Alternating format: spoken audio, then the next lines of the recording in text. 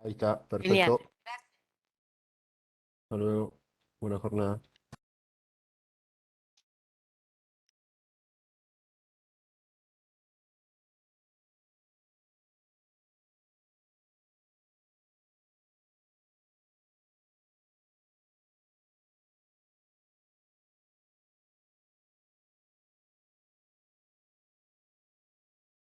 Eh, ¿Ya nos pueden abrir, iniciar?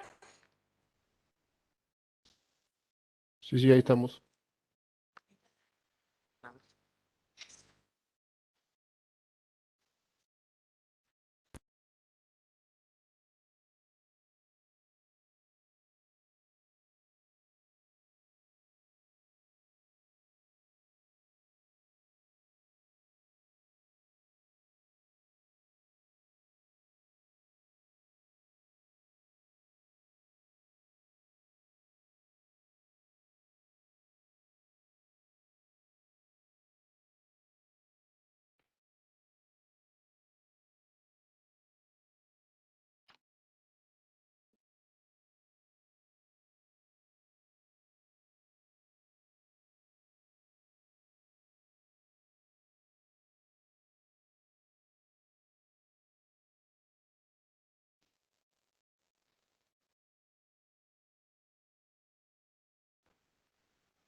Hola, buenos días a todos. ¿Se escucha bien?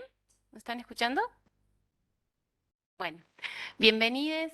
Estamos arrancando nuestro segundo seminario de las diplomaturas. Este seminario se llama Salud y Trabajo.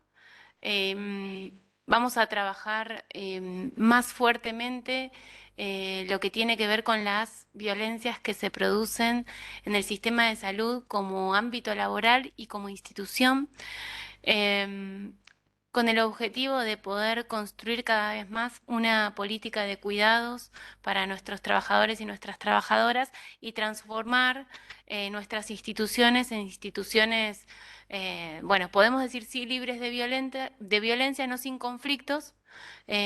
Por eso uno de los ejes fuertes de trabajo de este seminario tiene que ver con la diferencia entre el conflicto y las violencias, em, pero sí en clave de poder repensar las lógicas y las dinámicas instituidas en el Estado y en el sistema de salud, tal como venimos pensando, más fuertemente en relación a lo que respecta a las dinámicas institucionales, que en muchísimas situaciones convergen en violencia entre trabajadores y trabajadoras, violencias de trabajadores a usuarios y a usuarias, y muchas veces también repercute en que algunas situaciones de violencia impactan en los trabajadores y las trabajadoras de salud.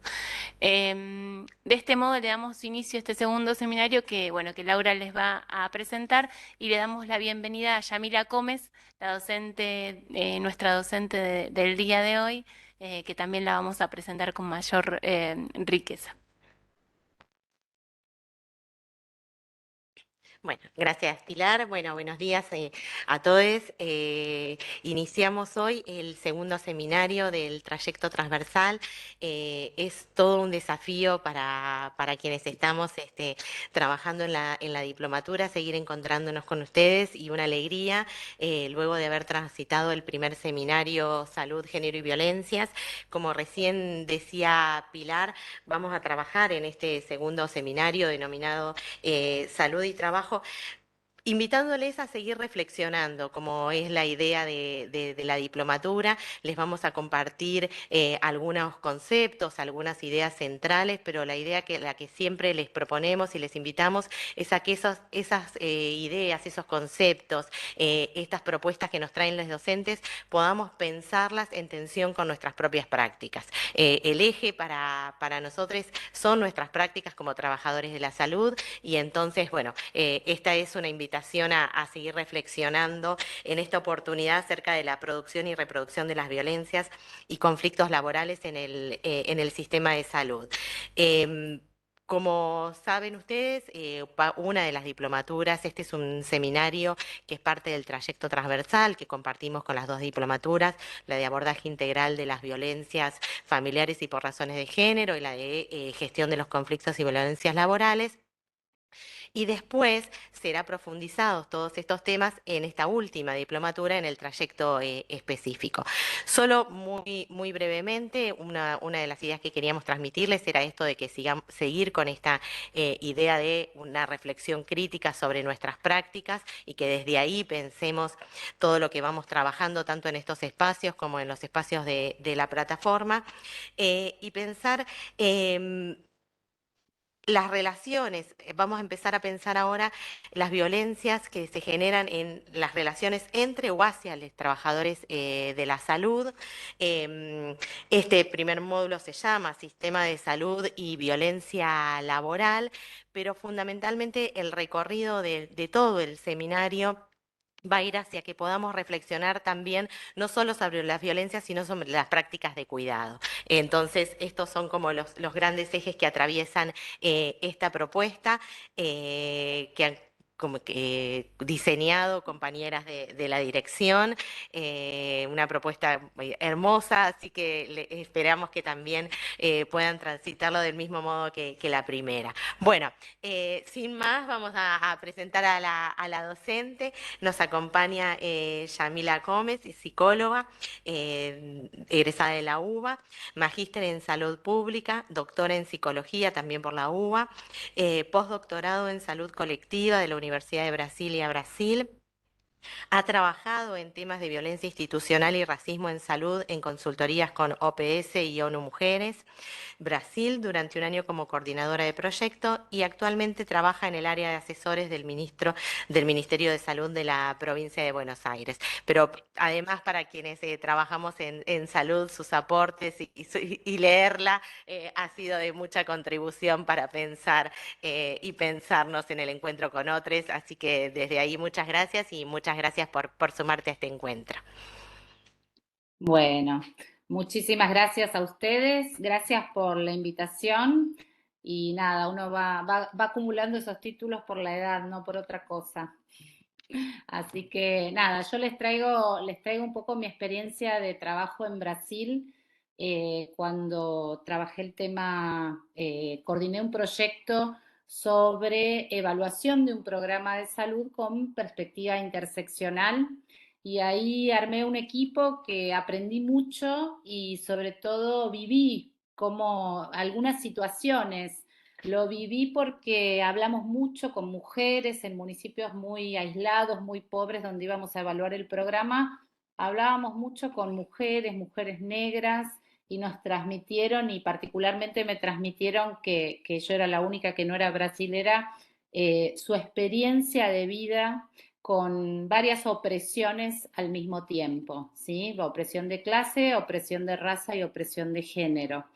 Entonces, un poco mi experiencia y lo que yo voy a traer para ustedes viene de esta perspectiva, ¿sí? Yo le decía a las compañeras que coordinaban que no les voy a plantear cuestiones de violencia en el trabajo, pero sí vamos a hablar de violencia y que la violencia circula y el trabajo es un ámbito, pero en general circula si un profesional o un trabajador trata de diferente manera a un usuario por su condición de género, de raza, etcétera, seguramente en el trabajo haga lo mismo, ¿no? Como que los vínculos violentos son vínculos de un poder simbólico que no solamente se transmiten en un ámbito, sino que son en general.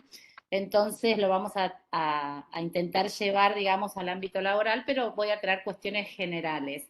Por un lado, cuestiones relativas al concepto que ya también me contaron que estuvieron trabajando de interseccionalidad, un poco desde lo histórico, desde lo conceptual, y digamos, ¿qué está por dentro de esta interseccionalidad? Que es un conjunto de violencias potenciadas, ¿no? Que no podemos hablar de suma, sino de un sistema de opresión que se va potenciando al mismo tiempo que va cargando con diferentes opresiones.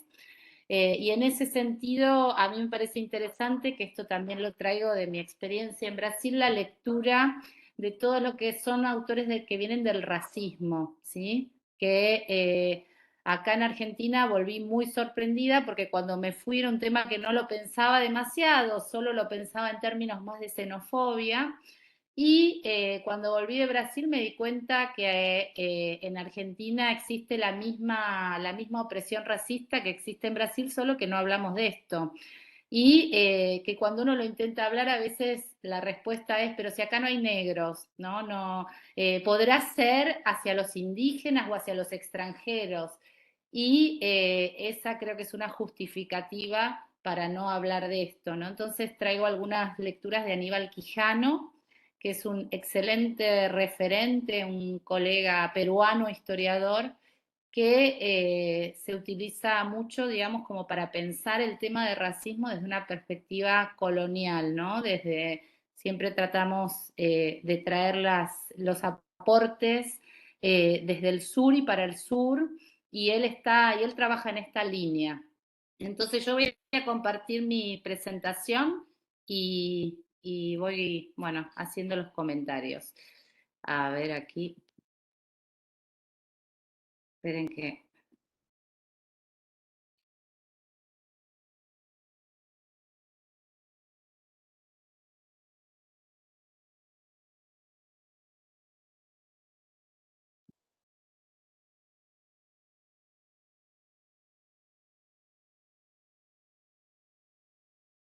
¿Ahí?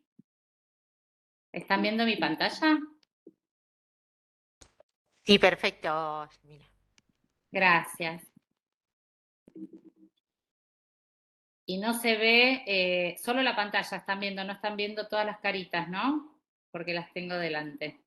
Solo se ve perfecta tu presentación y te vemos Perfecto. también a vos, pero prima la presentación, así que bárbaro. Perfecto, bárbaro. Bueno, ya me habían comentado que habían trabajado el concepto de interseccionalidad y que en realidad siempre se lo enfoca en los ejes más fuertes, que es clase, o sea, son sistemas de opresión que vienen a expresar que existe un poder simbólico basado en una jerarquía social, que en general se habla de clase, de raza y de género, pero puede haber otras, ¿sí? La orientación sexual, por supuesto que entra dentro del tema de género, pero también a veces la religión, la nacionalidad, ¿sí? La geopolítica mundial. Uno diría que son cuando los sistemas de opresión se interligan y comienzan a potenciarse entre sí, hay una violencia que es interseccional, ¿sí? Y en realidad son dos o más ejes de subordinación cuando hablamos de perspectiva interseccional. Y en realidad cuando uno analiza algunas situaciones que uno dice, bueno, acá podemos interpretarlo con perspectiva de género, siempre pregúntense si la perspectiva no tiene que ser más amplia, porque cuando hay un sistema que opera como opresión hay varios, ¿sí? Entonces, en general, siempre cuando empiecen a pensar en una perspectiva de análisis de algún sistema de subordinación, piensen, abran y piensen, ¿no será que hay alguno más determinando esta situación? Y en realidad muchos de los autores lo plantean en relación a cuestiones del colonialismo, ¿sí? Que tiene que ver con perspectivas coloniales, no solamente, digamos, sobre todo el concepto de raza, con perspectivas más patriarcales y con un sistema capitalista que de por sí oprime a ciertos grupos que han quedado ya sea por fuera del mercado de trabajo o con un vínculo vulnerable con los medios de producción, digamos, y el trabajo, ¿no? Y este sistema de opresión lo que hace es jerarquizar, ¿sí? Hay gente que va a ser, hay grupos sociales que se van a sentir que son superiores a otros y en ese sentimiento de superioridad lo que van a hacer es ejercer un poder opresor, ¿sí? Van a someter a otros grupos. Estos sistemas son interdependientes y creo que este es el gran aporte que trae el concepto de interseccionalidad, que hasta el año 2001, ¿sí? que se comenzó a hablar de esto a partir de Crenshaw en la conferencia ahí en Sudáfrica, siempre se hablaba o la perspectiva de género, o la perspectiva de raza, o la clase, pero nunca se hablaba de estos sistemas como interdependientes. Y en realidad la interseccionalidad tiene algunas invisibilidades, ¿sí? En general, esto que les decía, digamos, en términos de que a veces se explica por la estructura de género y hay otros sistemas de opresión, se llama una superinclusión de una estructura por sobre otras. Y cuando no se lo puede ver, existe una subinclusión. Esto los autores que trabajan, que ahora les voy a contar un poquito quiénes son y quiénes han sido, porque si bien este concepto se empieza a teorizar a partir del siglo XXI, ya desde 1850 había mujeres negras particularmente, y en Estados Unidos, sistema muy opresor, que hablaban sin ponerle este nombre sobre la interseccionalidad. Entonces, cuando uno analiza la subordinación interseccional, no debe jerarquizar los ejes de diferenciación, es decir, no debemos decir que tal eje pesa más que tal otro, sino que son interdependientes. Bueno, afecta a aquellos que son marginales, por eso es invisibilizada y hay que traerla a la luz. Y los análisis más dominantes, por supuesto, que no traen herramientas para analizar este tipo de discriminaciones. Inclusive si ustedes analizan, digamos, los discursos de la derecha más patriarcal, aún en la boca de mujeres, ustedes van a ver que niegan que existan, digamos, estas subordinaciones, ¿sí? Porque son grupos privilegiados que son los opresores. Hoy escuchaba una mujer italiana fascista que estaba dando una conferencia en España y decía, negaba la ideología de género, negaba el racismo. Digo, esta leyó a Crenshaw, pero para negar todo, ¿sí? Porque negaba todas las condiciones de opresión interseccional. Bueno, ¿y de dónde surge? Y en realidad surge del feminismo, pero el feminismo negro que no se sentía representado con el feminismo blanco de algunos grupos de mujeres que, si bien eran a veces antirracistas, pero pensaban como objeto un modelo más patriarcal, ¿sí? De hombre. O el feminismo que piensa como objeto a la mujer blanca. Y viene en general del feminismo anglosajón, ¿sí? Viene del feminismo de Estados Unidos. Kimberly Crenshaw es estadounidense, pero ya Patricia Hill Collins o Angela Davis o Bell Hooks son también personas que vienen de los Estados Unidos, donde entiendo que la opresión es tal que los grupos feministas negros no podían dejar de hablar de esto. La opresión está tanto en Estados Unidos como en Brasil, por eso en Brasil también hay mucha producción teórica. Acá en Argentina yo creo que es igual, pero es mucho más invisibilizada, por eso no sé, se está empezando a hablar ahora. Yo hace 2 años quise escribir un paper con perspectiva de raza y mis propias colegas sociólogas me decían que no dijera la palabra raza en el paper porque no iba a ser aceptado, ¿sí? Cuando hablábamos de racismo. Me decía, poné problemas con etnias, pero no pongas racismo porque es muy fuerte. Y yo, digamos, no las culpo a las colegas que se formaron, digamos, en una institución dominante como puede ser una universidad, sino que eso me dio la pauta de cómo se manifiestan las condiciones racistas en Argentina. Bueno, este concepto está acuñado por Kimberly Crenshaw, ¿sí? Es del año 89, pero tomó relevancia en la conferencia de Durban en el año 2001 en Sudáfrica. Ella da una conferencia sobre racismo y discriminación. Y en realidad lo que habla es que existe como una falta de una separación, digamos, están unidos el racismo, el capitalismo y el cis heteropatriarcado. Como que estos son 3 ejes que no pueden pensarse de manera separada.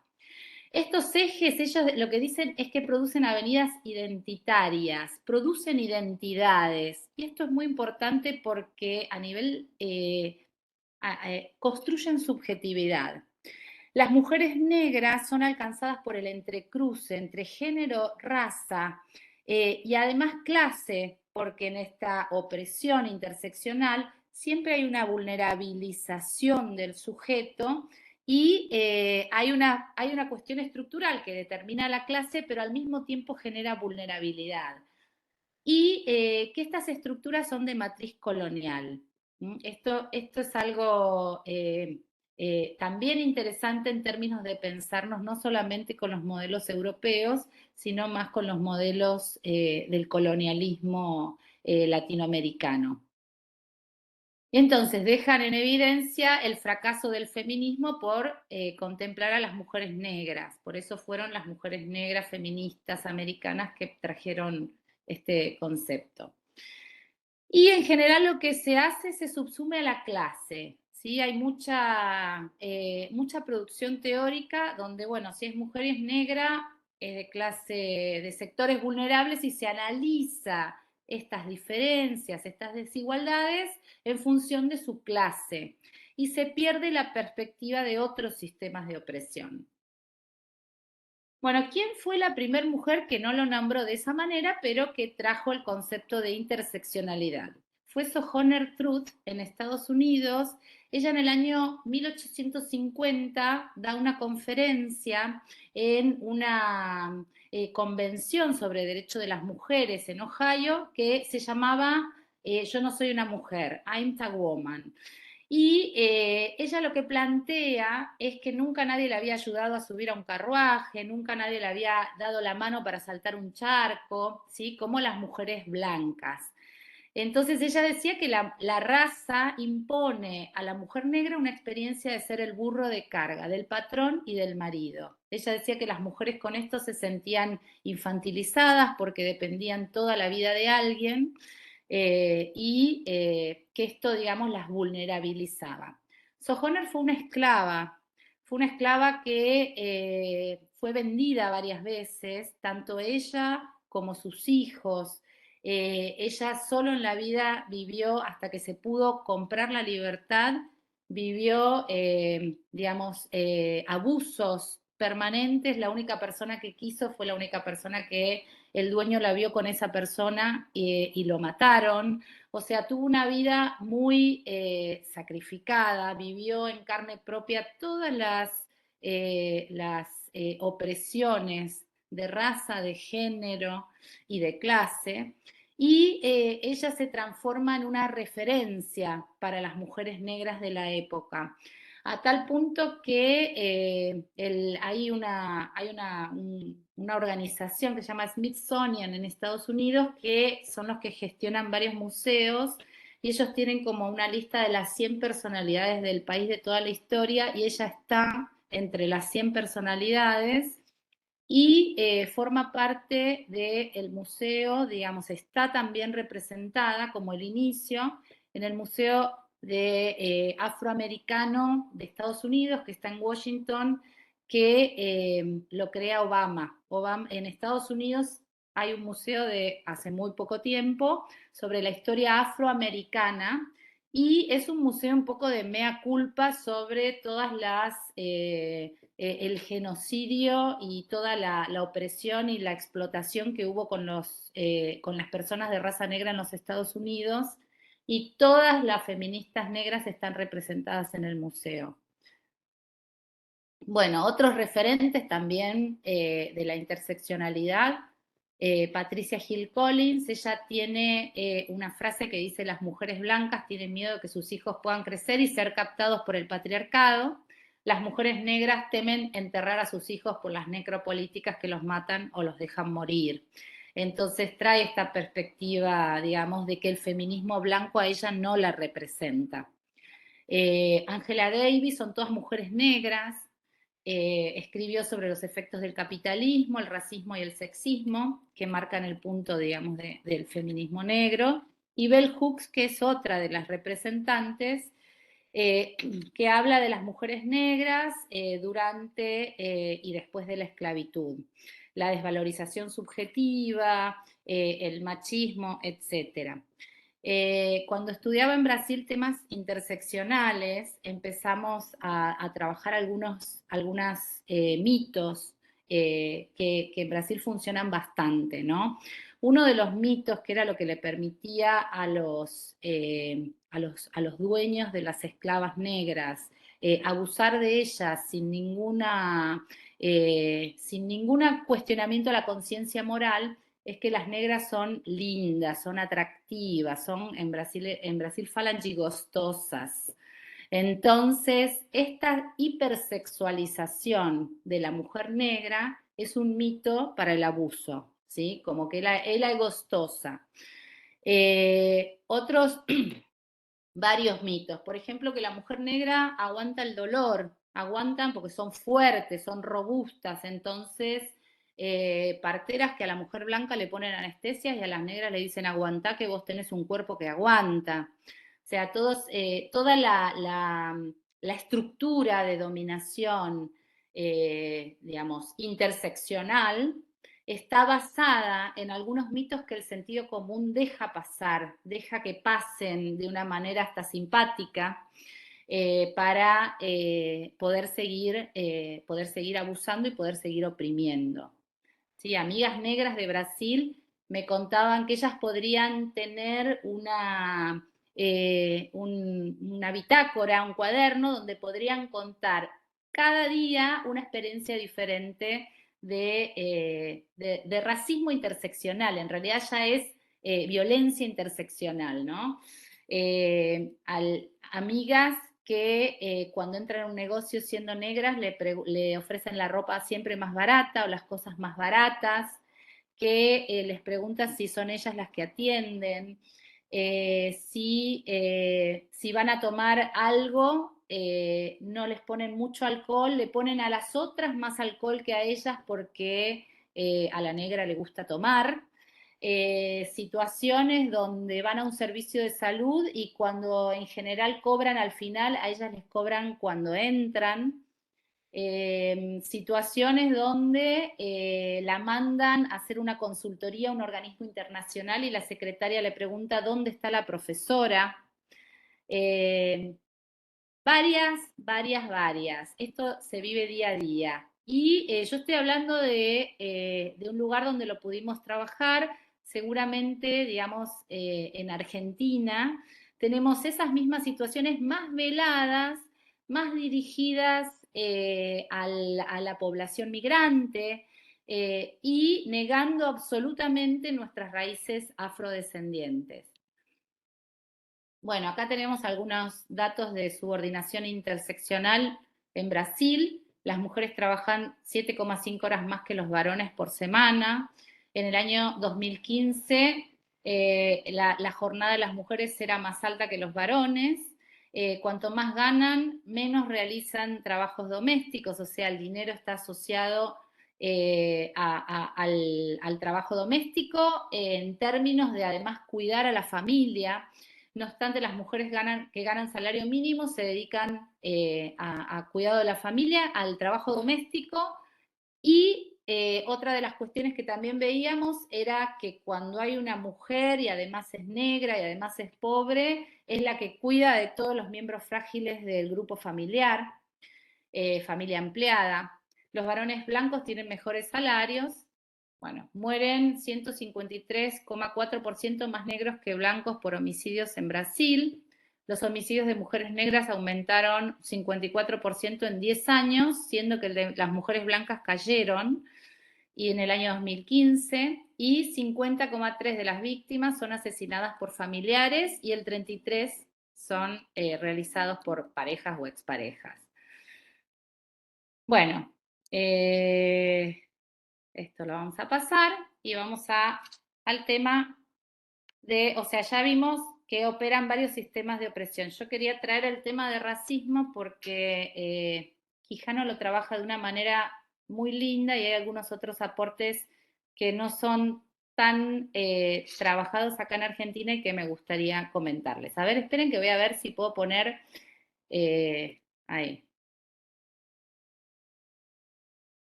¿Ahí me están escuchando? Hola. Sí, Yamila, perfecto, Sí. te escuchamos, ¿eh? Bien, perfecto. A ver, esperen un segundito que usar.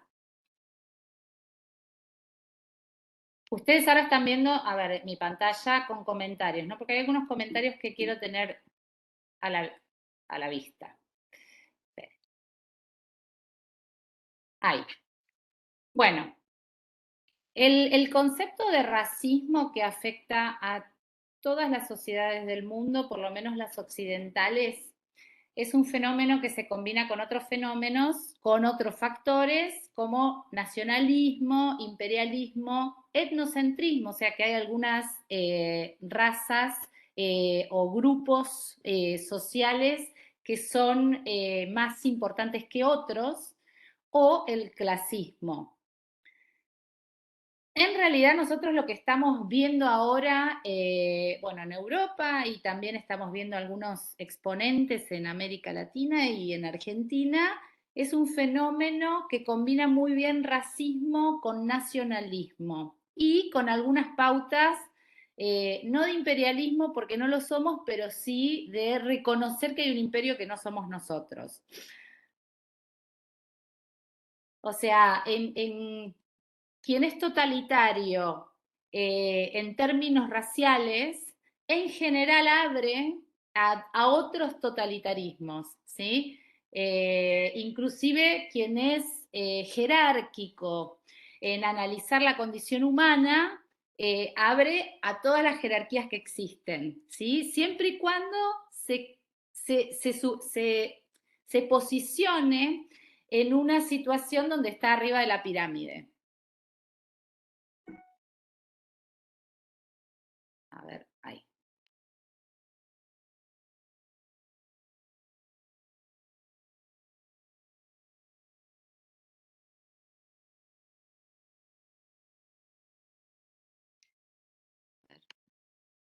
Esperen que... Bien. Bueno, entonces el racismo es entendido como como una derivación del etnocentrismo, o sea, que hay algunas... ahí está escribiendo, esperen que saco eso, ahí, que hay algunos grupos humanos que son más importantes que otros. Y en realidad el concepto de racismo, Aníbal Quijano lo trae desde la perspectiva de la conquista de América, ¿sí? En realidad, la conquista de América lo que hizo fue que digamos, por un lado las ideas, se concebía al hombre en Europa, estaba en plena época racionalista, se concebía al hombre como sujeto, como cuerpo y espíritu. Y cuando llegan los primeros conquistadores, lo que hacen es decir, vuelven a Europa contando que habían conocido y la iglesia rápidamente toma este tema. Y se arman algunos concilios papales para definir si estas personas encontradas en América, que para ellos eran primitivos porque no compartían ni la cultura ni el modelo, digamos, de sociedad, si eran personas con alma o sin alma. Y fueron varias las discusiones y se llegó a la conclusión de que los indígenas tenían un alma muy primitiva. ¿Por qué? Porque si no tenían alma, la iglesia permitía la explotación. Y si tenían alma, la explotación tenía que ser, digamos, no tan física. Entonces, se define que el indígena era un cuerpo con un alma muy, muy primitiva, entonces se lo podía explotar solo para trabajos domésticos, y se define que los negros no tienen alma, entonces se los podía explotar para todo tipo de trabajo. ¿Sí? Entonces, a ver, la humanidad de los indígenas la liberó de la esclavitud en el plano de las orientaciones del Vaticano. Y fue a partir del tráfico de esclavos que la raza comienza a ser asociada al negro, ¿sí? Y a la inferioridad en la condición esclava. A ser una cuestión de negro. Yo cuando acá digo racismo me dicen, no, no, no, con los indígenas no podemos hablar de racismo. Es un modelo de racismo, podemos decir, que los indígenas son etnias. Sí, podemos decirlo, en Brasil se habla de etnias, pero el fenómeno es un fenómeno racista que se produce contra aquel que tiene, en términos, digamos, coloniales,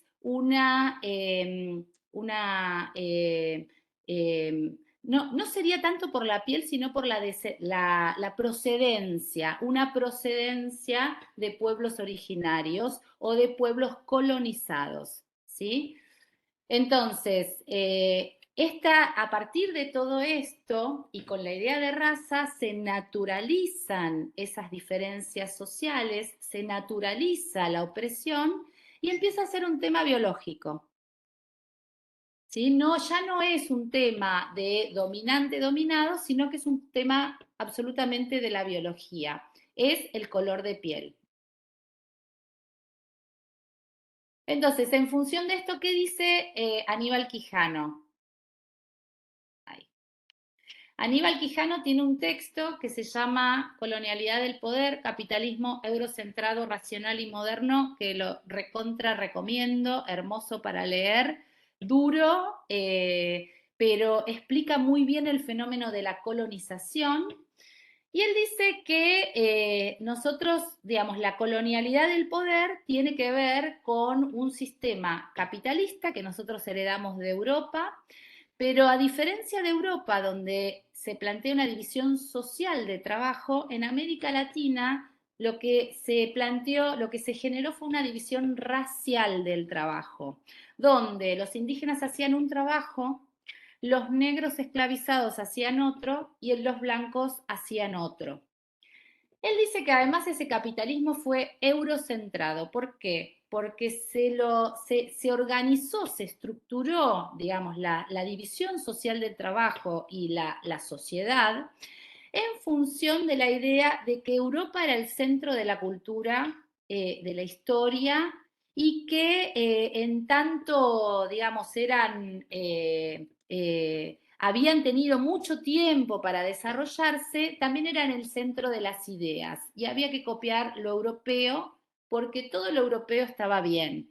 Entonces él dice fue un sistema no solo capitalista, sino eurocentrado, racional, porque esta división mente-cuerpo hizo subordinar algunos grupos en este sentido que les decía que se percibía y se construía la idea de que tenían un alma más primitiva o no tenían alma, ¿sí? Dividir alma de cuerpo, y moderno porque estaba basado en la idea de un progreso lineal y el progreso siempre viniendo de los que eran más sabios, que eran los europeos. Entonces él desarrolla estas 4 categorías para trabajar el concepto de racismo con una matriz, desde una matriz colonial.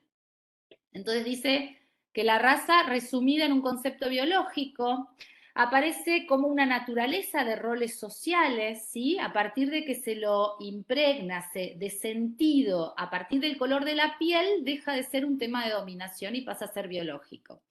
Y esta distribución racista del trabajo se mantuvo en todo el periodo colonial, ¿sí? Y se mantiene hasta la actualidad, ¿sí? Personas con pieles más oscuras ganan menos que personas con pieles más blancas, tienen menos oportunidades que personas más blancas.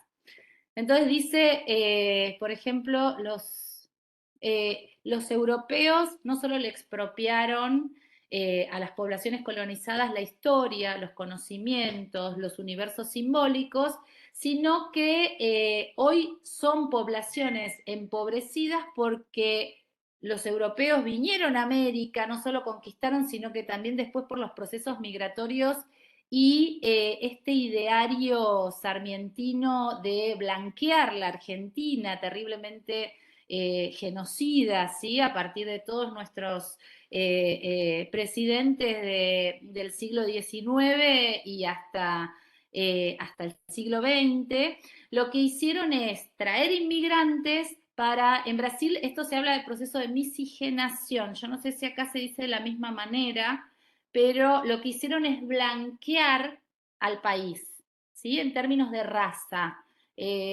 abrieron las puertas para Europa, pero no las abrieron para la población vulnerable que ya vivía en nuestro país.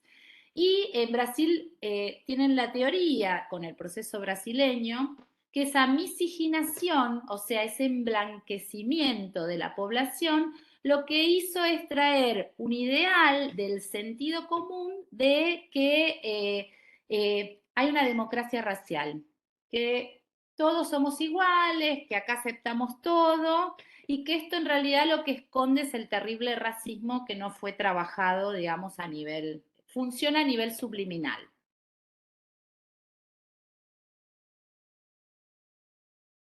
Ahí. Esperen qué paso. Entonces, esto es lo que trae Quijano, ¿sí? El capitalismo adquirió la forma de colonialismo. Bueno, siempre las relaciones entre capital y salario fueron desiguales entre razas ya expresadas o resumidas a lo biológico. Se codifican las diferencias entre conquistadores y conquistados en torno a la raza, se naturalizan los roles sociales, se expropian universos simbólicos de los nativos, estas diferencias y este concepto fue absolutamente callado en la configuración del Estado moderno argentino y hubo un plan, el plan del progreso, el plan de civilización o barbarie, el plan de Roca de eliminar a todos los indios indígenas que estaban en el sur, hubo un plan creado para emblanquecer la población argentina y llenarla de inmigrantes europeos, ¿sí? Que uno no está en contra de abrirle las fronteras a nadie, yo creo que nuestra tierra es el planeta, o nuestra ciudadanía debe ser planetaria, pero este plan fue ideado para someter, dominar y hacer desaparecer a nuestros pueblos originarios. Fue una limpieza, la inmigración fue una limpieza étnica, acompañada por limpieza cultural y genocida.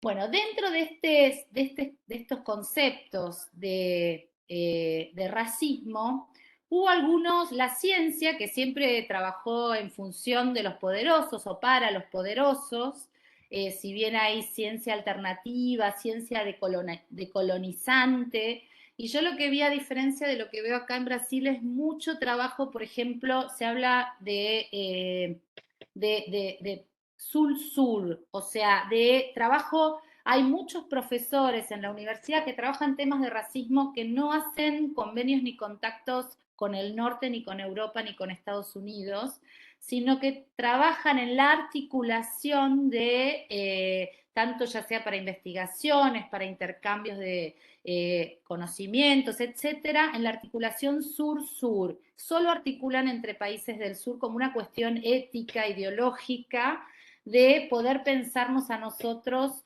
en nuestra posición, digamos, de colonizados. Y la ciencia estuvo siempre al servicio de los poderosos y en términos de racismo también ha trabajado en función de limpiar toda uno podría decir, limpiar todos los vestigios de poder, mostrar que es algo biológico realmente y ir limpiando, digamos, todos los análisis posibles en relación al poder y la opresión y a que es una condición social que sirve para someter a otros. Entonces, por ejemplo, se habla de racismo científico. En realidad, Darwin no acuñó la idea de supervivencia del más fuerte, ¿sí? Esta idea pertenece a Spencer, que fue un sociólogo que es el mayor exponente del racismo que describe las bases teóricas para justificar el racismo, ¿no? Él decía que el progreso humano tiene como base la jerarquía racial, sin mezclas. Las teorías que se conocieron como darwinismo social buscaban, esto en realidad la teoría de Spencer se la conoce como darwinismo social, no porque lo haya dicho Darwin, que Darwin se dedicó a analizar los animales y la relación entre la naturaleza y las especies, sino que se lo llamó darwinismo social porque él extrapola la teoría de Darwin para, digamos, el análisis de lo social. Y en realidad buscaban una aplicación en el mundo social de las teorías darwinistas sobre la adaptación, supervivencia y evolución de las especies, que en la teoría original se restringía al mundo animal. El darwinismo social permitió la integración de un gran sistema de pensamiento prevalente del siglo XIX, el origen de las especies, y entre ellas la especie humana, trasladado a lo social, la distinción de las razas y la superioridad de unas sobre otras, la teoría del progreso histórico y social ilimitado como sometido a una ley natural y universal. Miren las tres viñetas que yo les puse. Una está en portugués, dice, esperen, que ahí se me fue. Dice, para que la selección sea justa, todos pasarán por una prueba, suban al árbol. Y ahí el elefante es el que tiene más posibilidades de ganarlo. La segunda dice, nueva escuela meritocrática magistral. Y tiene, no sé si, esperen que lo voy a poner en presentación completa.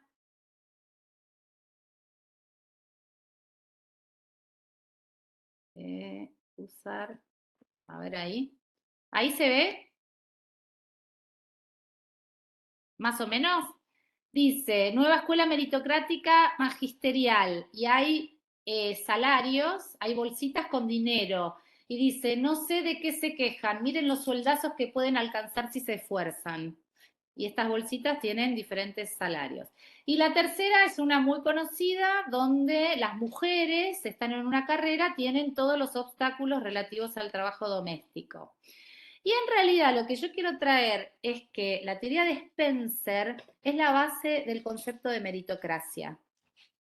¿Sí? Tan utilizado en los últimos 4 años macristas para justificar que si hay diferencias se deben al mérito personal y no a la estructura social que oprime con género, clase y raza a las personas de diferentes maneras. ¿Sí? Entonces, todo este concepto de que si uno quiere puede, de que si uno se esfuerza solo llega, viene del racismo científico, ¿sí? Como para hacer algunos links que nos pueden, que nos van a iluminar sobre la base de algunas ideologías.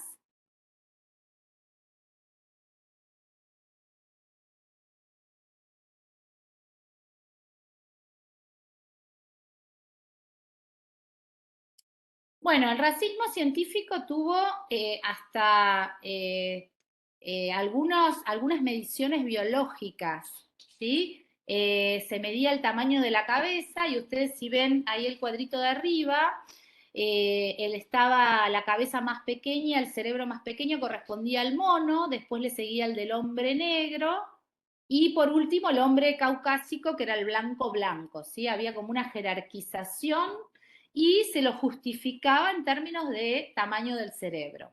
Entonces, sobre las razas conquistadas se desenvolvió una ciencia racional fundamentada en la anatomía, la antropología. En realidad la antropología nace del racismo científico y es una disciplina muy ligada a los ingleses y a su expansión colonial.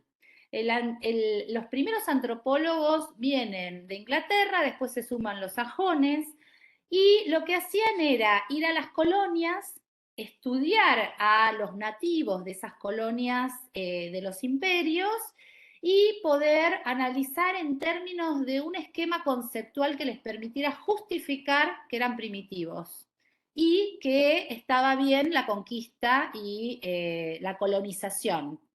¿Sí? La antropología nace como una ciencia del control de los nativos. En general empieza como en Australia, todas las conquistas inglesas, Australia, Polinesia, y después, digamos, se va expandiendo. Y por supuesto que después empiezan las miradas más críticas a esa antropología, ¿no? La antropología física recibió un duro golpe dentro de su propio campo, porque Boas, uno de los investigadores sobre inmigrantes europeos en Estados Unidos, probó por intermedio de instrumentos que medían el cráneo que las diferencias raciales no eran suficientes para comprobar diferencias morales, porque además lo racial determinaba lo moral. Espérenme un segundito que mi perro me está tirando la puerta abajo porque quiere entrar. Un segundito. Santa, qué caradura que sos. Disculpen, ya estoy. Bueno, esto se daba porque las características raciales, como el tamaño del cráneo, no eran estables, sino que podían cambiar a lo largo del tiempo.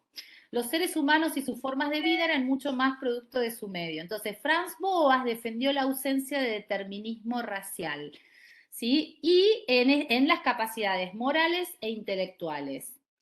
Esto que yo les decía que en Brasil se justifica esto de mulata gostosa, muy en el repertorio popular hasta de la música, de la cultura, etcétera. El mulata gostosa no es simplemente que es una persona posible de abusar porque es linda, sino que también hay una rebaja en lo moral, ¿sí? La perspectiva racista también trae condiciones en lo moral, donde la moral es mucho más baja, ¿sí? Porque está la moral blanca, católica, cristiana, conservadora, y después también hay jerarquías en términos de aceptación de límites. ¿Mm? Bueno, otra, acá no voy a hacer mucho énfasis porque creo que en Argentina es la que más trabajamos, otra de las violencias, ahí, esperen, a ver, ahí. No se ve la palabra, ¿no? Bueno, no veo por qué no se ve. Ahí, sí, clasismo, elitismo. Otra de las violencias que actúan interdependiente de las otras, del género, de la raza, tiene que ver con la violencia de clase, que ahí sí, por ahí nosotros estamos como más acostumbrados a hacer análisis más desde la perspectiva marxista y a interpretar y hacer una subinclusión o una superinclusión a través de la clase, ¿sí? En el mejor de los casos, una superinclusión. Y en realidad la famosa pirámide del capitalismo de principios de siglo, donde abajo estaba la clase obrera, alimentamos a todos, arriba está, digamos, la burguesía, ¿sí? Trabajamos para todos, después está los militares, no, alimentamos a todos y trabajamos para todos, es la clase baja. El segundo piso es comemos por ti, el tercero te disparamos, el cuarto te engañamos con la iglesia y de arriba te gobernamos. Sería como esa la típica imagen de las desigualdades de clase. ¿Sí? Esto creo que fue realizado, no sé si fue en Estados Unidos o a inicios de siglo. Bueno, y solo para traer, digamos, la perspectiva marxista, que a partir de que existe la división social del trabajo, esta división social del trabajo fue captada por algunos grupos para aprovecharse de otros en función de nunca pagar lo que se corresponde, y digamos, cuando nunca se paga el precio real del salario, ese plus, que se llama plusvalía, es la ganancia del empresario. Entonces, eso ubica, digamos, a los grupos sociales en determinados lugares, ya sea los dueños de los medios de producción, que son los que viven a partir del plusvalor, o sea, de la explotación del trabajo de quienes son los asalariados. Entonces, digamos, este sistema, Karl Marx es el que lo visibiliza y lo explica en términos de clases sociales como realidades objetivas. y la relación con el capital es la que define la posición en la clase. Y esta también, por supuesto, es otra de las dimensiones de opresión. Todas estas dimensiones, como funcionan en la vida, funcionan en los espacios laborales, ¿no? Y en términos de violencia, si producen violencia en la vida, producen violencia en el trabajo. Bueno, y hay otras opresiones que tienen que ver con la clase y que son más macro.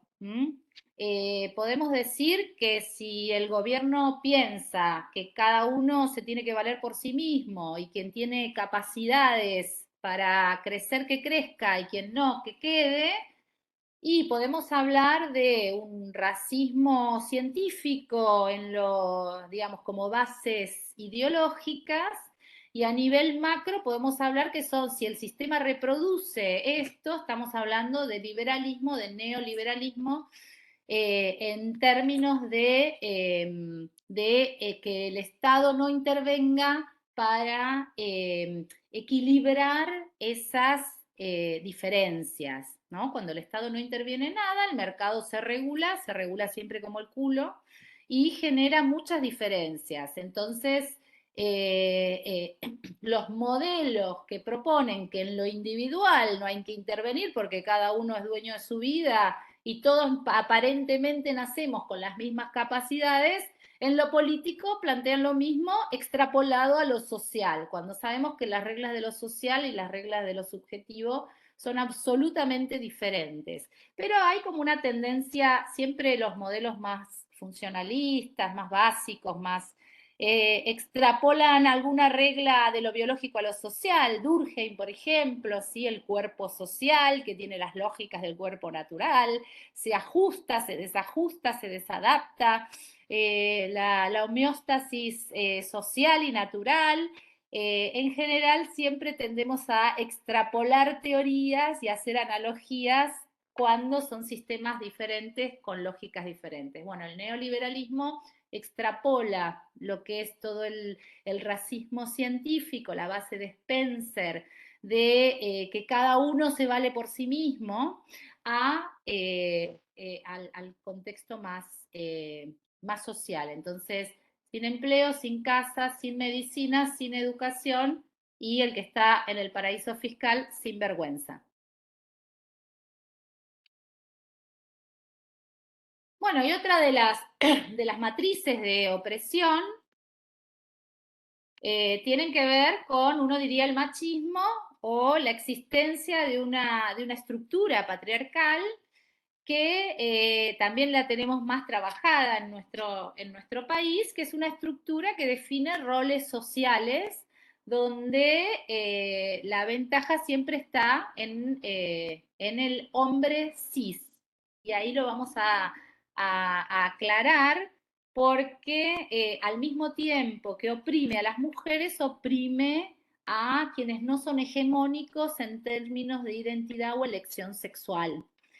Entonces, digamos, el patriarcado que sigue oprimiendo tantas mujeres, sigue matando tantas mujeres, es este sistema, digamos, construcción social de roles en términos de hombre y mujeres, es un sistema de dominación.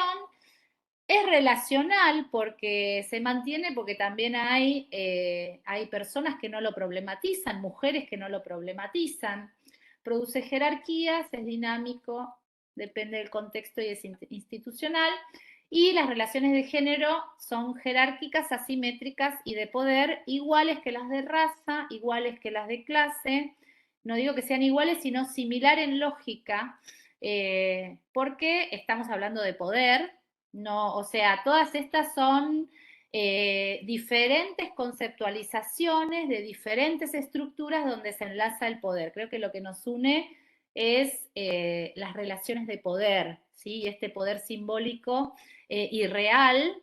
Es simbólico en términos de ideas que ya entran dentro del sentido común, entonces es como que absolutamente aceptado y tiene su base real de subordinación o de opresión. Bueno, y otra de las que tiene que ver con el género, Yo ahí encontré, leyendo en la revista del INADI, un artículo que me pareció interesante de Gómez, Florencia y Patricia, se llama No hay interseccionalidad posible sin les negres, que, digamos, siempre en general pensamos que la discriminación hacia personas del colectivo LGBTIQ+, tiene que ver con cuestiones de género, pero ellas dicen los feminismos negros nacieron como respuesta al feminismo tradicional, encarnado en mujeres blancas, cis, de clases medias y altas, y excluía las demandas de quienes no encajaban en esas categorías.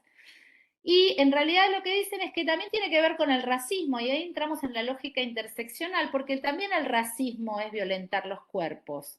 Entonces dice, la violencia hacia personas de este colectivo es violencia racista. Entonces, ahí uno empieza a ver qué es violencia, ¿sí? Y que hay distintas estructuras desde donde se genera la violencia y cómo se percibe la realidad. Y a partir de ahí se aplican mecanismos violentos, pero lo que los une es la cuestión del poder. Bueno, y otra de las cosas que pude trabajar y ver en Brasil es cómo desde las instituciones se genera violencia a partir de dos conceptos que ellos los tienen muy bien trabajados. Uno es el racismo institucional y otra es la violencia institucional. Ellos lo separan algunos autores, nos referimos a lo mismo. Cómo las instituciones generan estas situaciones de racismo y de violencia.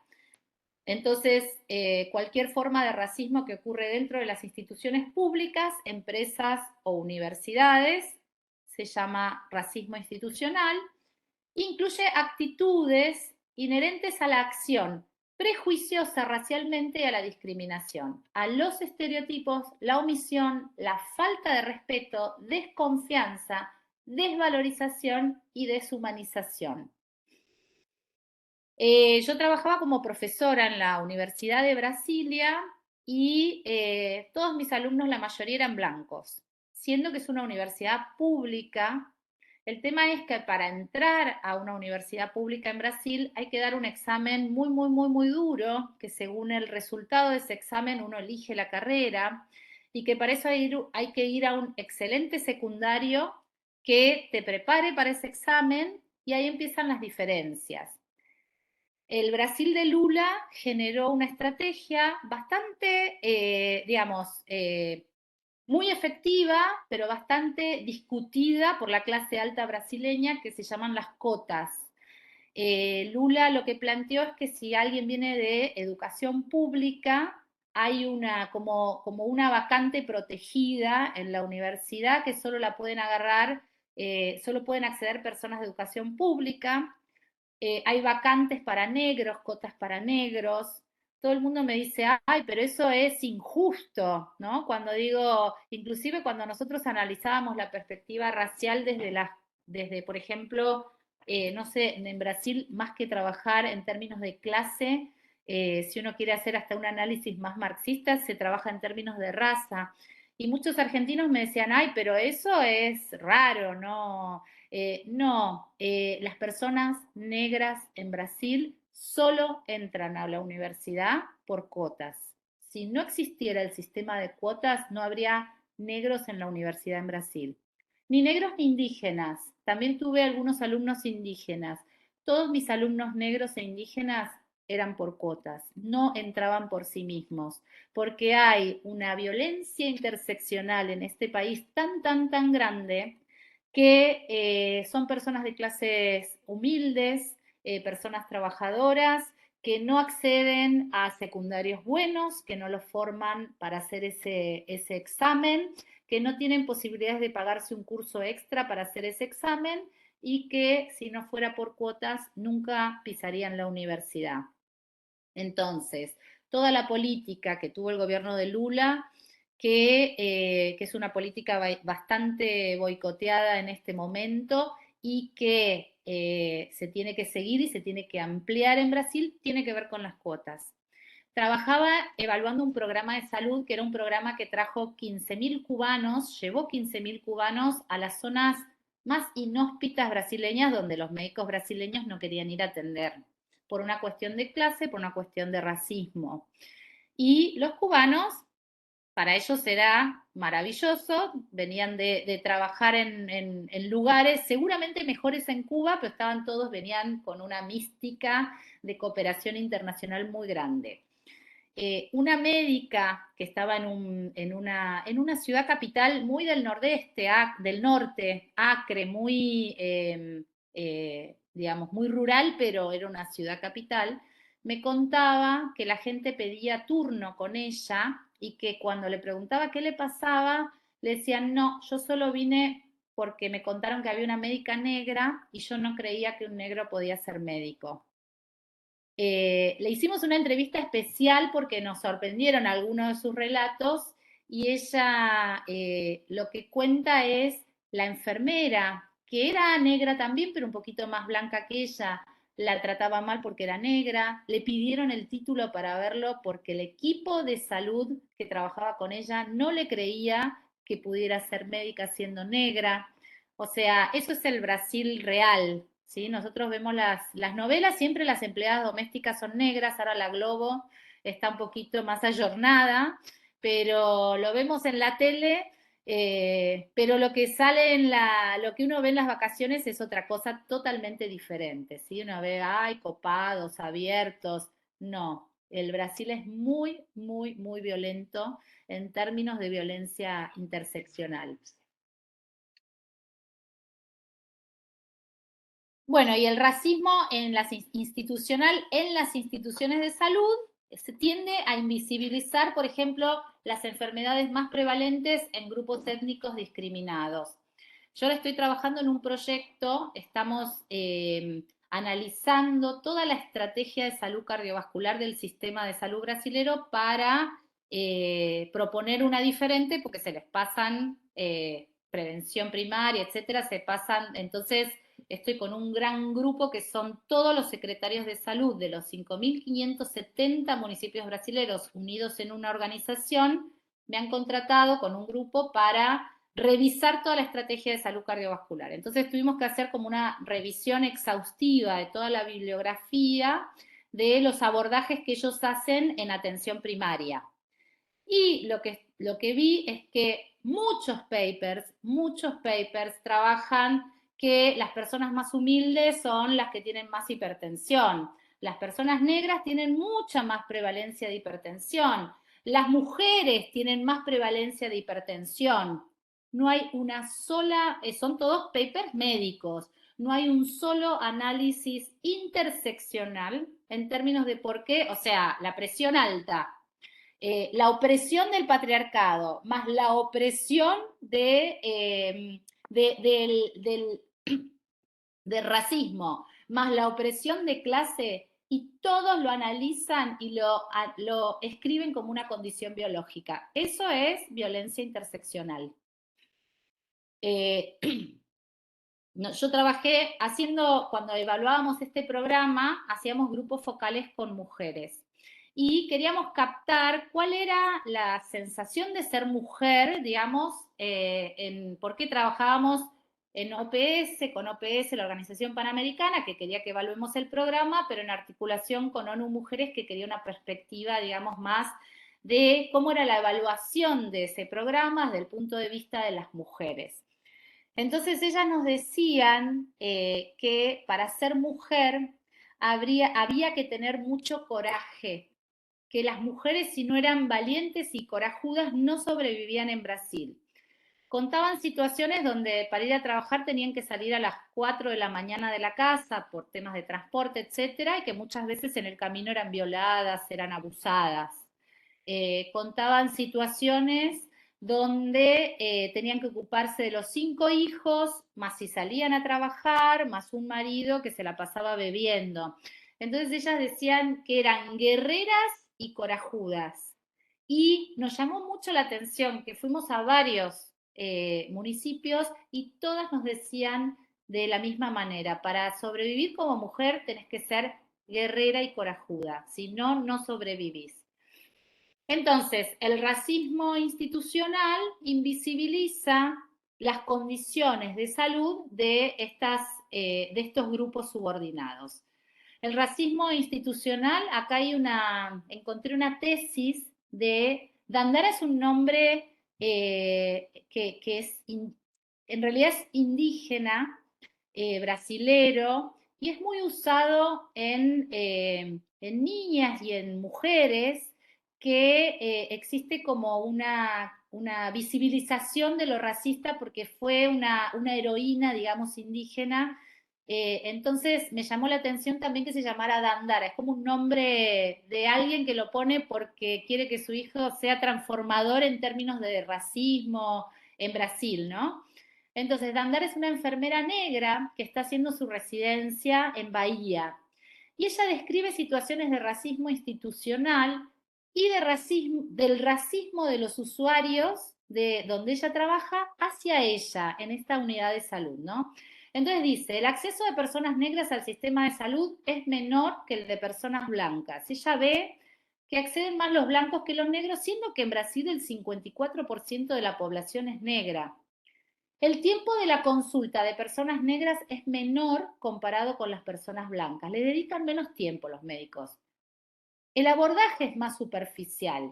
A la hora de realizar examen físico, yo escuché a mujeres negras contar que el médico no las tocaba y ellas decían, nosotros sabemos que los médicos les damos asco. La palabra asco fue tan utilizada que empezamos a hacer un análisis bien específico de cómo la iban usando y encontramos un paper bien interesante de un análisis de una escena que trascendió en todo Brasil, fue muy famosa. Una profesora de la Universidad de San Pablo, o universidad elitista si la hay, publica en su Facebook una foto de un señor humilde en un aeropuerto. Y en esa foto ella le pone digamos, le escribe, dice, ahora los aeropuertos parecen estaciones de ómnibus. Y mostrando la foto de una persona humilde que viajaba en avión. Eso fue no solamente, digamos, muy cuestionado y salió muy a la luz, sino que hubo un artículo científico que a mí me pareció interesante porque linkeaba con esta palabra asco, que planteaba el odio, ¿sí? La violencia, digamos, era interseccional en términos de raza y de clase, en este caso era un hombre, como, digamos, como el asco que siente el brasilero de clase alta porque toda la política que generó el gobierno de Lula permitió que la clase media, que nunca se había subido a un avión, que vivía en las rodoviarias, las estaciones de ómnibus, pudiera acceder a los aeropuertos, que esto generó mucho odio de clase. Y ese odio de clase, porque la mujer escribe algo así como, me da asco el aeropuerto, usa la palabra asco. Entonces, este odio de clase se condensó en la palabra asco, que es la misma palabra que usaban las mujeres cuando se referían al trato con los médicos brasileños, no así con los cubanos. Entonces, enfermeros blancos son llamados de doctores, ¿sí? Cuando viene el usuario dice, hola doctor, y cuando la veían a ella, enfermera negra, le decían chía. Chía es como tía, pero es una forma como muy parental, digamos, cuando uno tiene una vecina que quiere mucho, es la chía, ¿sí? Es más familiar. A ella nunca la llamaban doctora. Y los profesionales blancos son más solicitados por la población negra que los de raza negra. Bueno, acá hay algunos datos, yo no sé si ¿cómo estamos de tiempo? Porque tengo datos ahora.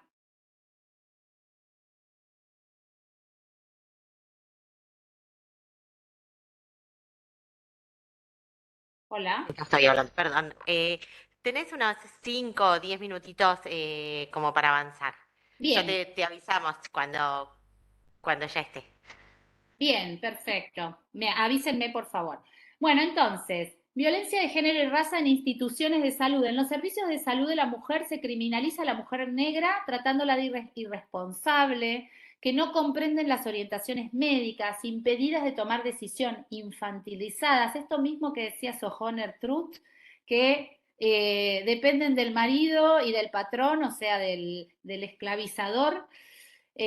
Son estereotipadas como fuertes y resistentes al dolor. Se las ha esterilizado en Brasil argumentando que eran un peligro social debido a la cantidad de ciudadanos negros que había en el país.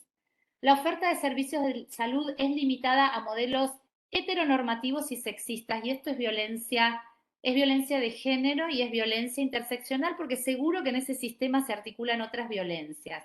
Nosotros veíamos que los servicios de salud, las personas del colectivo LGBTIQ+, no entraban, porque la oferta es absolutamente heteronormativa, ¿sí?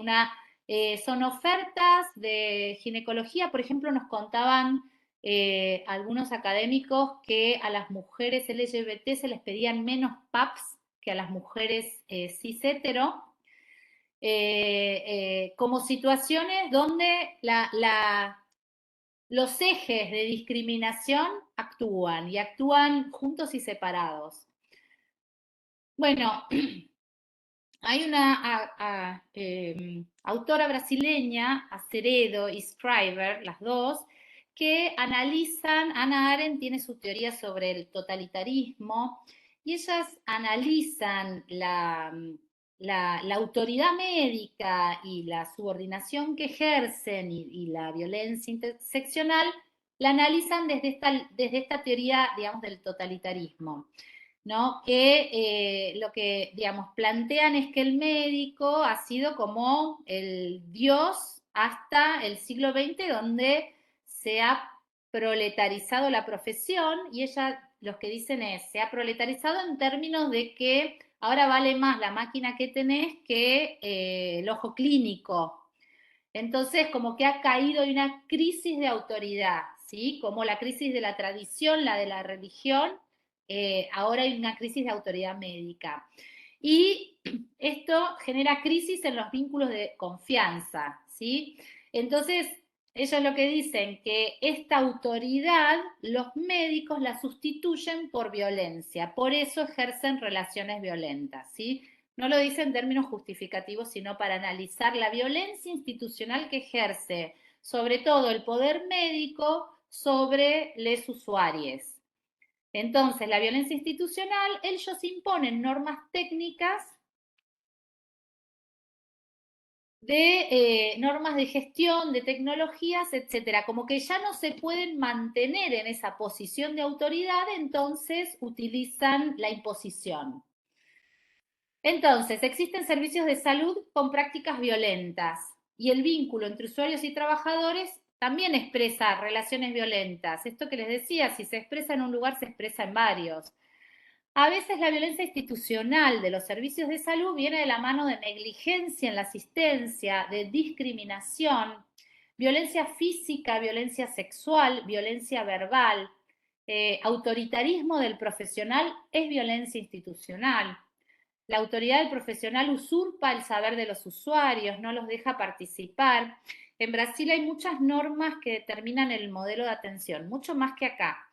Hay ciertas normas que dicen que todo diagnóstico que se realiza con un usuario debe tener, digamos, la participación del usuario para aceptar ese diagnóstico. Por supuesto que nadie lo hace, ¿sí? Eso lo llaman planejamiento terapéutico, como que tiene que haber, todas las normas de atención dicen que tiene que existir un planejamiento terapéutico donde el usuario participe de esa decisión.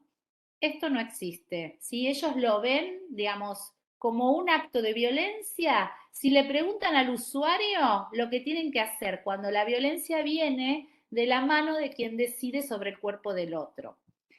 Bueno, y el concepto, en realidad, uno dice, cuando hay violencia institucional, ¿cómo podemos abordarlo? Y a partir de la humanización de la atención, ¿no? El concepto de humanización viene a transformar la relación profesional-usuario, que siempre fue jerarquizada y debe ser liberadora y emancipadora. Cualquier forma de violencia practicada en instituciones de servicios de salud es violencia institucional en salud, y la violencia institucional son prácticas en instituciones prestadoras de servicios públicos perpetradas por agentes que deberían proteger. Surge a veces por omisión, a veces actos que no hacemos son violentos. Engloba la negación total y parcial de acciones de salud o procedimientos innecesarios, indeseables, ¿sí? Sobre todo lo vemos mucho en violencia obstétrica. Se materializa a través de la negación de la autonomía y los derechos de las mujeres que buscan atención. Todos los actores sostienen ese tipo de violencia. Hay que problematizarla. Si no se la problematiza, pasa desapercibida. Debe ser abordada por equipos interdisciplinarios. Hay una discusión en torno a esto que yo lo veo también con mis compañeros de trabajo. Yo soy de una generación tal vez más vieja y yo digo, hay que educar en esto. Mis compañeras a veces dicen, no, hay que punir. Y esto es una tensión que existe, ¿no? Hay que educar en la... cuando alguien tiene comportamientos violentos, ¿hay que punir o hay que educar? Bueno, yo creo que ahí hay que negociar qué de cada cosa, ¿no? Bueno, y acá hay algunos casos, algunas situaciones, por ejemplo, de violencia institucional en sus mujeres que sufrieron de violencia sexual. Entonces, la negación de la atención o recomendarles ir a la policía reduciéndolo solo a un acto criminal. No existen flujos de atención determinados para violencia sexual. Las instituciones de salud no están preparadas para recibir estos temas sin digamos, lo reciben y ahí empiezan a articular como pueden, no hay protocolos. Personas en situación de violencia, bueno, sufren miedo, vergüenza, culpa y desesperanza. Voy pasando así rápido. Espacios físicos de los servicios de salud no son propicios para atención de estas mujeres, no hay espacios de intimidad, no hay privacidad, no están preparados para hacer la quimioprofilaxis. Acá hay un trabajo de São Bento, violencia institucional en mujeres que sufrieron endometriosis y cuentan que no fueron atendidas, que hay peregrinación. Los médicos intentaban llevárselas al sector privado para hacer intervenciones y cobrar. Banalización del sufrimiento. Les dicen, y sí, la mujer sufre, la mujer está hecha para sufrir, está acostumbrada a sufrir la vagina como una escuela para los residentes y no una parte íntima, digamos, a respetar. Violencia obstétrica, mujeres reducidas a aspectos biológicos, mujeres no llamadas por su nombre, no pueden elegir posiciones para parir, el familiar que acompaña no siempre le permiten estar presente, no se emplean métodos para aliviar el dolor, intervencionismo, hay protocolización de algunas indicaciones que no son negociadas. Eh, bueno, procedimientos innecesarios, violencia verbal. Lo mismo, violencia hacia poblaciones LGBTIQ+, fobias, ¿sí? La homofobia, la heteronorma, la falta de reconocimiento de la diversidad sexual, ¿sí? Que es un acto de violencia. Y en este sentido, 40% de las mujeres que buscan atención en Brasil no revelan por estos motivos la orientación sexual y las que revelan un 28% refiere menor tiempo de atención del médico y un 17% afirma que dejaron de pedir pruebas diagnósticas. La cobertura de PAP es más alta entre heterosexuales que en personas homosexuales o lesbianas. La muerte prematura de travestis es común y nadie trabaja con eso, los servicios no tienen programas para esto, la falta de respeto por el nombre social. Brasil es destacado por los crímenes motivados por homofobia y ahora con el gobierno de Bolsonaro esto ya es impune y se puede hablar de esto tranquilamente y se puede hacer alusión a esto como si fuera una conquista. Entonces, digamos, la violencia interseccional vive cada vez más y en mayor cantidad entre nosotros. Bueno, hasta aquí llegué.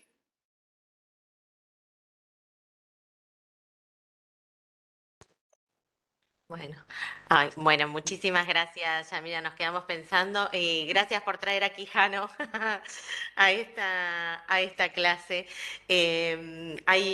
Bueno, felicitaciones y agradecimientos nada.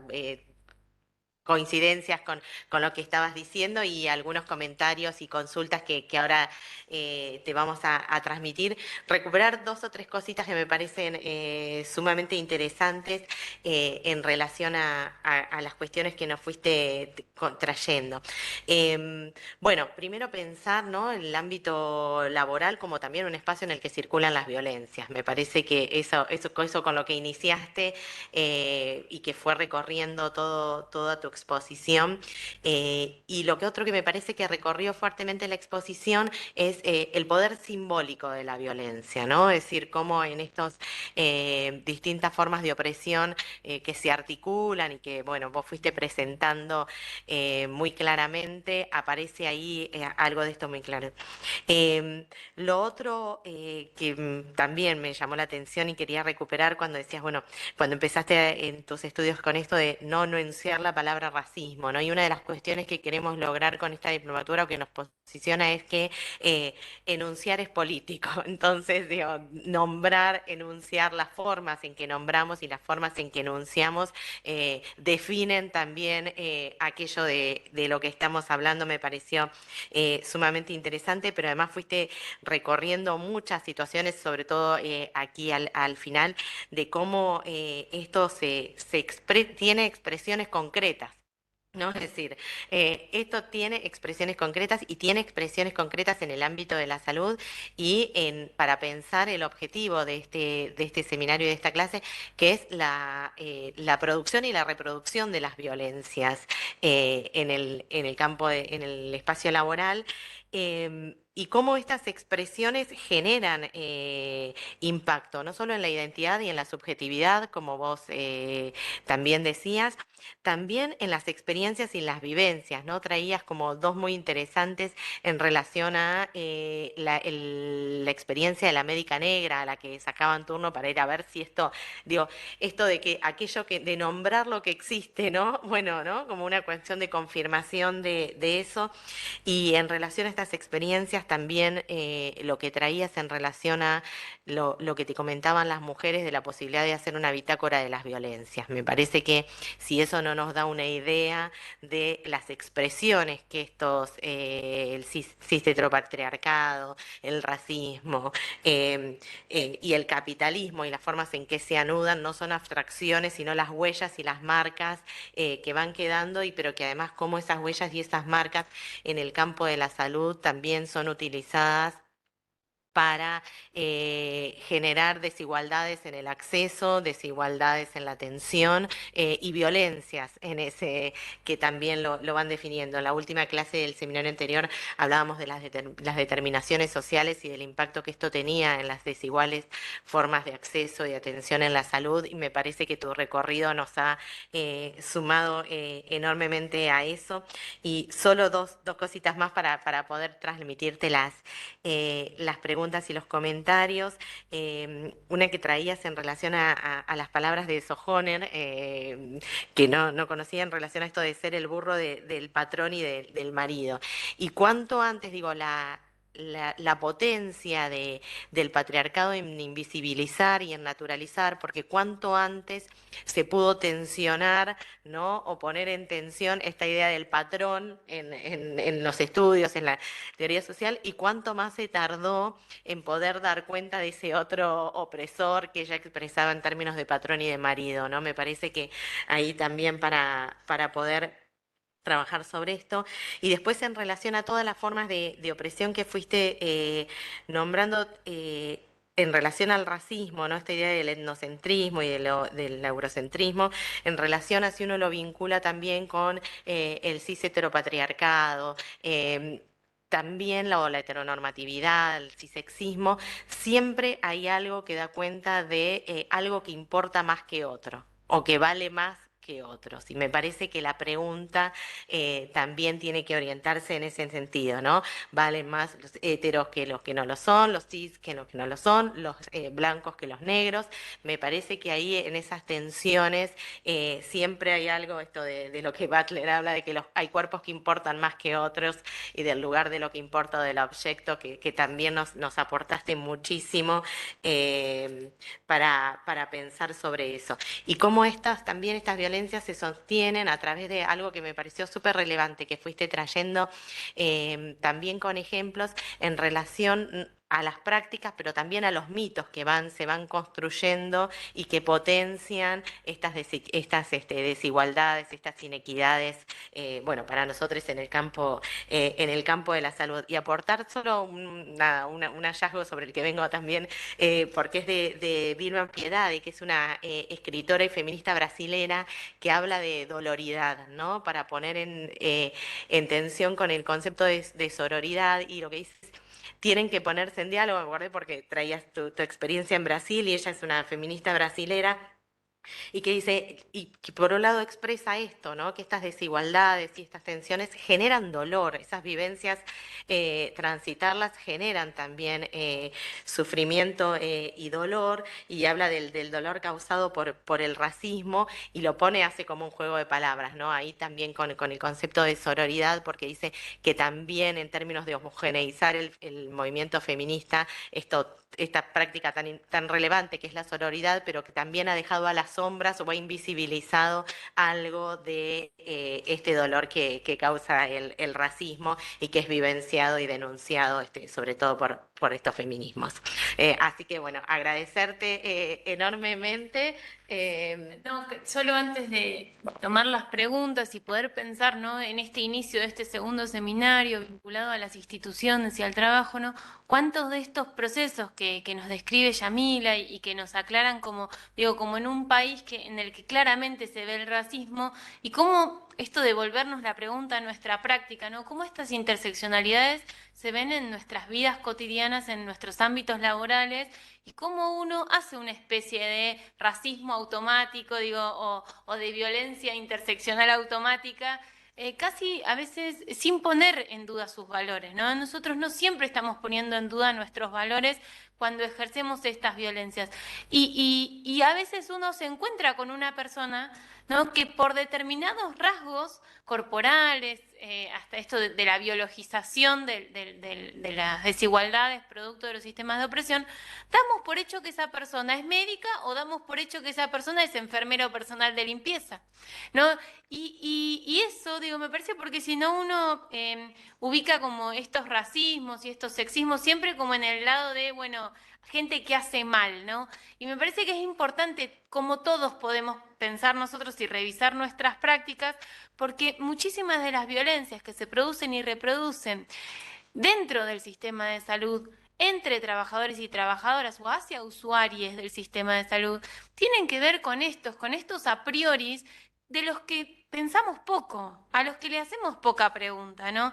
Entonces, bueno, cuando Yamila describía un montón de estos mitos, bueno, ¿cuántos mitos subyacen, ¿no? En nuestras prácticas cotidianas, en nuestro sistema de salud, que damos por hecho, ¿no? De que damos por hecho, decíamos el otro día en una capacitación, en un espacio que tuvimos con residentes en un hospital de pediatría, nos preguntábamos, bueno, esto del burro de carga, ¿cuántas veces un médico le lleva un café a una enfermera, y cuántas veces eso ocurre que es la enfermera quien le ofrece un café a un médico, ¿no? Y esos modos, ¿no? Que uno lo dice, bueno, en el 1850 se daba de una manera, hoy se da de otra, tal vez más sutil, ¿sí? Nunca me voy a olvidar una anécdota que me contó una compañera, que en un hospital de La Matanza, haciendo una investigación en salud también, le dijeron, vos venís a investigar a los Casiuma, ¿no? Como si fuese una etnia. Y ella no entendía, ¿no? Que le decía, y esto se lo estaba diciendo un médico del hospital, de un hospital. Y ella dice, ¿cómo? ¿Qué no? Venía a estudiar a los casi humanos, ¿no? Y eso se lo contó como un chiste, ¿no? Esta persona.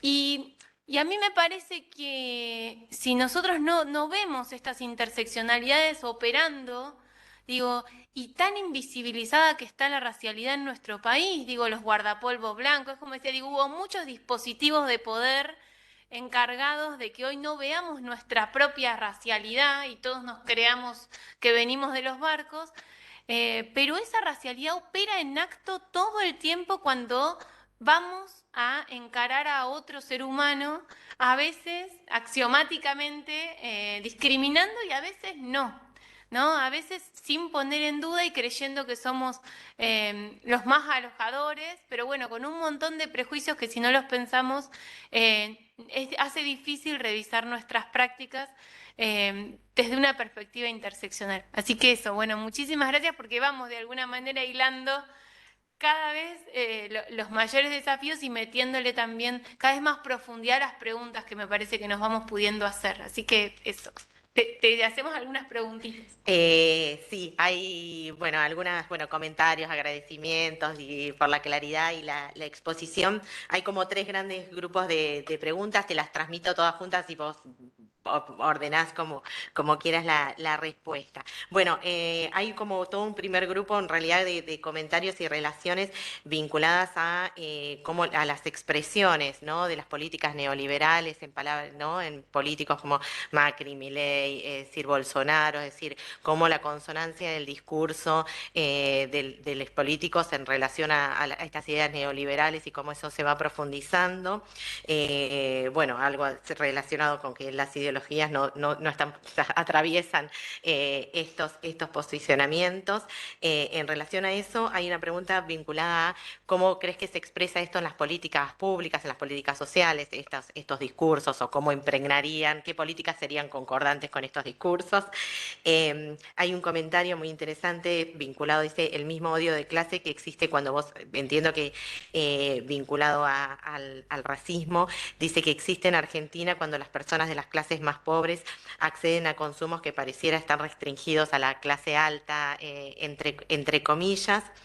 Y después también vinculado a si opresión y subordinación es lo mismo, preguntan, hay una pregunta, y otra vinculada también a cómo estas cuestiones, cómo impactan en el individualismo, en el mérito personal, en estas ideas, en el esfuerzo, impactan también en el sistema de salud, que está como muy ponderada la calificación, la especialización, la fragmentación, ¿no? Como expresiones propias, no solo del campo de la salud, pero sí que las vemos en el campo de la salud y estos atravesamientos.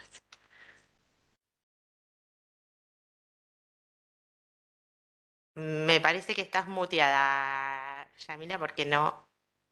Ahí, ¿qué Ahí tal? te Bueno, escuchamos, gracias. sí, gracias. Bueno, gracias. Excelente resumen hicieron y además trayendo, ligándolo con los otros contenidos, así que bárbaro. No creo que haya sido tanto como el resumen.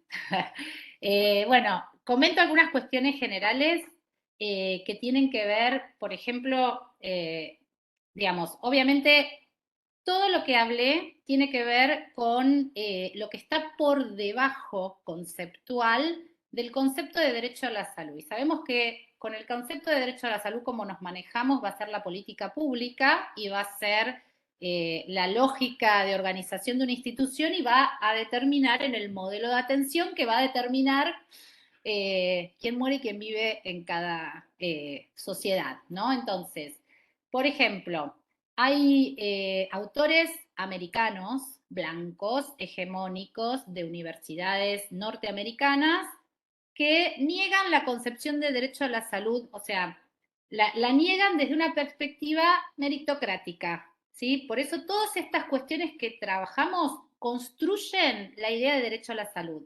Dicen que cada uno tiene que arreglárselas en la vida como mejor puede y que si a uno le toca la lotería social y nace pobre, tendrá que lidiar con eso, y si a uno le toca la lotería natural y se enferma, tendrá que lidiar con eso, pero que no es un tema de justicia, sino que es un tema individual. Entonces, todo este racismo científico, porque obviamente esto es emitido por hombres blancos hegemónicos, que son autores de la ética, determina sistemas sociales. El sistema de salud de los Estados Unidos está determinado por esta lógica. ¿Sí? El modelo, digamos, de los seguros de salud privados está determinado por esta lógica. Y esta lógica tiene un trasfondo filosófico que se llama ética hedonista, que es muy sintónico con las ideas en lo político neoliberales y con la concepción del darwinismo social. ¿Qué plantea, digamos, el hedonismo? El hedonismo, casualmente, ¿quién fue uno de los teóricos de lo que se llama la ética de la felicidad que nutre el hedonismo? El mismo que creó las bases conceptuales del sistema liberal, Adam Smith. Antes de ser economista, se dedicaba a la ética. Y él tiene la ética de la felicidad que describe que el hombre tiene que buscar su propia felicidad y que la propia felicidad, digamos, no tiene que interferir, o sea, la felicidad, digamos, el mal del otro, la vida del otro, no debe interferir en esa búsqueda propia e individual de la felicidad. Y que si algunos se perjudican con la propia felicidad, mientras uno gane, está todo bien. Esto nutre las corrientes hedonistas de la ética que nutren esta concepción de sistemas de salud donde uno tiene que buscar su propia salud en el mercado, ¿sí? Hay otras posiciones igual basadas en esta ética hedonista, pero es otro modelo ético que es la ética que se llama utilitarista, que es la ética que impregnó el siglo XIX racional y moderno y la cabeza de todos los postconquistadores y las generaciones posteriores, la ética sarmientina, la ética que tenían las damas oligárquicas de la Argentina del siglo XIX, que es la ética de que uno tiene que ser útil, a esta famoso útil a la sociedad, el concepto de utilidad prima. Y esta ética lo que determina es que, en términos de construir sistemas de salud y construir el concepto de derecho a la salud, plantea como si le garantizamos el derecho a la salud a todos, ¿sí? Y esto es filosofía, no estoy armando yo una disquisición a partir de la lectura, están los libros. Si nosotros le garantizamos la salud a toda una población, dicen, va a ser un gasto excesivo, porque los sistemas sociales no pueden garantizar todo a todo el mundo. Entonces, ¿qué es lo que tenemos que hacer? Tenemos que buscar que la mayoría, digamos, maximizar la satisfacción de la mayoría sin importar que una minoría se vea perjudicada. Entonces, ¿qué la mayoría? ¿Cómo maximizar? La mayoría que lo compre en el mercado y esa minoría para, digamos, no importa que se vea, se va a ver impedida de comprarlo, que son las personas que menos recursos tienen, a esa le damos por humanidad, y no por Estado ni correspondencia, por humanidad un paquete básico. El modelo de cesta básica o el modelo de seguro que querían instalar en Argentina en los años 90, que era el PMO. El PMO es una cesta básica ampliada porque los gremios la pelearon. El modelo de PMO se nutre de esa filosofía utilitarista que lo que hacía era que si a la mayoría le convenía, no importaba que una minoría se vea perjudicada. Éticamente no era un problema. Entonces, por supuesto que todas estas teorías sociales que impregnan el racismo, que además son todos hombres varones los que escribieron sobre esto, blancos del imperio, ¿sí? Viene muy de la filosofía americana, son los que determinan la vida y la muerte de la gente, porque si yo incorporo un modelo de seguro de salud con cesta básica, modelo Chile, modelo Colombia, quien puede comprarlo en el mercado va a tener buena salud y quien no va a tener lo básico. Y lo demás, si no lo puede comprar, que se muera. ¿Sí? Calmantes para el dolor, decía el Banco Mundial. Para quien no pueda comprar y son cosas caras que además sabemos que no pueden entrar en esta cesta básica, calmantes para el dolor y que muera tranquilo. Entonces, ¿cómo estas cuestiones que uno dice están en el plano de la sociología, de la filosofía, que conforman la ética, determinan la vida y la muerte de la gente? Entonces, en ese sentido, son peligrosas en el sentido que construyen perfiles de gente que va a vivir más y gente que va a morir en el intento. El tema de subordinación y opresión, yo creo que son categorías que vienen de diferentes, de diferentes teorías, ¿no? La opresión viene más del modelo marxista y más ligada a una determinación, ¿sí? Hay una clase que oprime a otra, ¿no? Me suena más desde esa perspectiva. La subordinación tiene que ver con que hay algunos que están por encima de otros, no con esa fuerza determinante. Yo los usé como sinónimos, ¿sí? Porque lo que les quería transmitir es que hay una representación simbólica de una jerarquía social y quien está más arriba de la pirámide aplasta al de abajo. En ese sentido. Y después, ¿alguna otra cosa? ¿Cuál era la tercera? ¿Cómo veías estas cuestiones vinculadas en el campo de la salud, a cuestiones que no son exclusivas del campo de la salud, pero sí propias, vinculadas a la fragmentación, a la especialización, a la calificación, ¿no? Es decir, sobre todo entiendo que en las formaciones y en los trayectos laborales. Sí, yo creo que la especialización es un tema de mercado. Lo vi muy claro en Brasil cuando trabajaba con la clase médica. ¿Sí? Yo creo que la especialización sirve para mucho, pero arruina bastante en términos de que, por un lado, ofrece un mercado muy importante y hace que la gente se olvide de las problemáticas y se vaya a trabajar con los órganos. Entonces, en ese sentido, creo, además, lo he visto en Brasil, que la clase médica más pudiente, más blanca y más rica era la más especializada. Había cierta similaridad, digamos, en ser blanco, rico y hegemónico con ser especializado. Y por ahí la gente formada como médica, que había tenido mucha suerte de entrar en una cuota y entrar en medicina y venía con más conciencia de clase, no se quedaba tanto en la especialidad. Esto lo vi allá, ¿no? Y se hacía más trabajo de lo que ellos llaman atención básica como atención primaria. No obstante, en Brasil nadie quiere trabajar en atención primaria, en centros de salud, aunque pagan entre 10.000 y 20.000 dólares por mes, en municipios muy aislados, donde no hay consumo, donde es muy difícil salir por tus propios medios a lugares de consumo cercanos.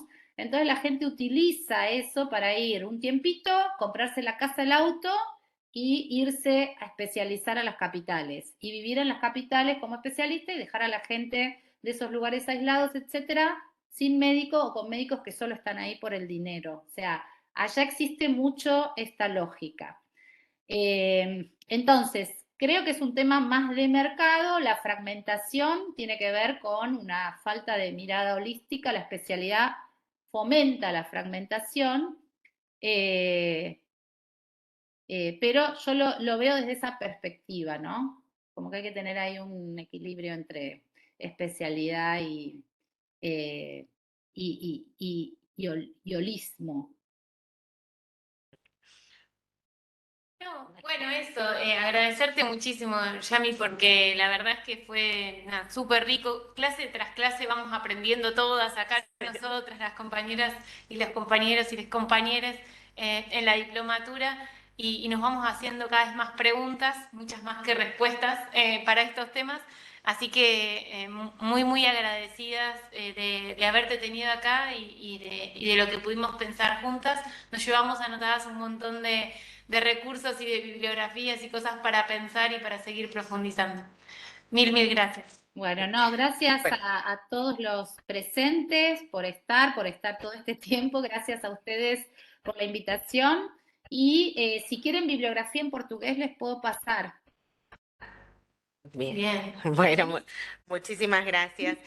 Bueno, me sumo a los agradecimientos y a las felicitaciones por la claridad en la exposición y a todos a quienes están aquí, porque bueno, también con los comentarios y las preguntas nos retroalimentan y nos sirven para pensar.